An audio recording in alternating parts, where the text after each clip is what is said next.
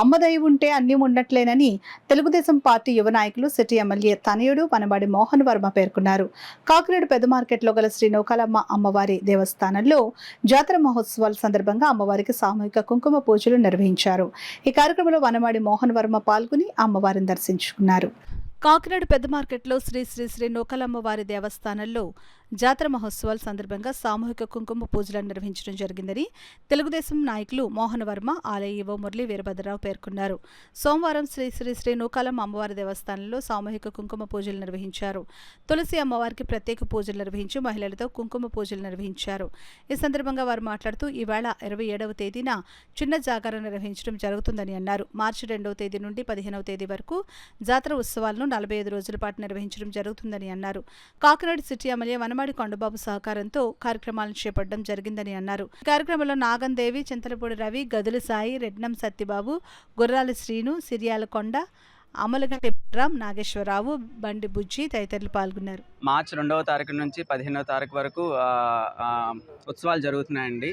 ఆ సందర్భంగా ఈరోజు ఆలయ కమిటీ అలాగే మన ఎండోమెంట్స్ వారి సారథ్యంలో 2వ తారీఖు నుంచి కూడా ఇప్పటి వరకు సుదీర్ఘంగా 250 మంది లలిత సహస్ర పారాయణం చదవడం జరుగుతుంది. ఆ సందర్భంగా ఈరోజు సోమవారం రోజు నాడు ఇక్కడ కుంకుమ పూజ అలాగే వచ్చినటువంటి భక్తులందరికీ కూడా చీరలు పంపిణీ జరగడం జరిగింది. అమ్మవారి దీవెనలు అందరిపై ఉండాలని అలాగే అమ్మవారి ఆశీస్సులు కాకినాడ ప్రజలపైన మా అందరిపైన ఉండి అమ్మవారి చల్లని చూపు కాకినాడ ప్రజలపై అందించి ఈ అవకాశం ఇచ్చినటువంటి ఈవో గారికి అలాగే ఆలయ కమిటీ వారందరికీ కూడా నా ధన్యవాదాలు. నూకాలమ్మవారి జాతర మహోత్సవాలు 2/3/25 నుండి 15/4/25 వరకు జాతర మహోత్సవం జరగడానికి ఏర్పాటు చేయడం జరిగింది. అందులో భాగంగా ఈ రోజున సామూహిక కుంకుమార్చన పూజ వచ్చిన భక్తులందరికీ ఉచితంగా ఏర్పాటు జరిగింది. వచ్చిన భక్తులందరికీ కూడా చీర జాకెట్ కూడా ఆలయ కమిటీ తరఫున ఇవ్వడం జరుగుతుంది. వచ్చిన భక్తులకు ఏ విధమైన ఇబ్బంది లేకుండా అన్ని సౌకర్యాలు ఏర్పాటు చేయడం జరిగింది. P4 మీటింగ్లు అవి ఉండడం వల్ల ఏంటంటే ఎమ్మెల్యే గారి తనయులు వనమాడి మోహన్ వర్మ గారు ఇచ్చేశారు. వారికి మా హృదయపూర్వక కృతజ్ఞతలు. అలాగే అమ్మవారిని ప్రతి ఒక్కరు కూడా దర్శనం చేసుకుని అమ్మవారి కృపకు పాత్రలు కావాలని కోరుచున్నాం. ఈ నెల 29వ తారీఖున అమ్మవారి తీర్థం అంగరంగ వైభవంగా జరుగుతున్నదండి. కాబట్టి భక్తులందరూ కూడా వచ్చి అమ్మవారిని దర్శనం చేసుకోవాలి. అమ్మవారి దర్శనం చేసుకోవడానికి వచ్చిన భక్తులకు ప్రతి ఒక్కరికి కూడా ఎటువంటి అసౌకర్యం కలగకుండా చాలా జాగ్రత్తలు తీసుకోమని చెప్పారు Kakinada smart city MLA Kondababu గారు.